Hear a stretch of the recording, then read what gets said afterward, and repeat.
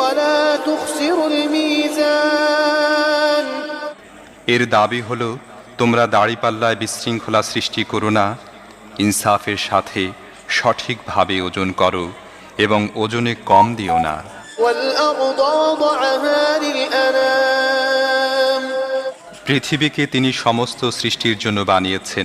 فيها فاكهة والنخل ذات الأكمام এখানে সব ধরনের সুস্বাদু ফল প্রচুর পরিমাণে আছে। খেজুর গাছ আছে যার ফল পাতলা আবরণে ঢাকা।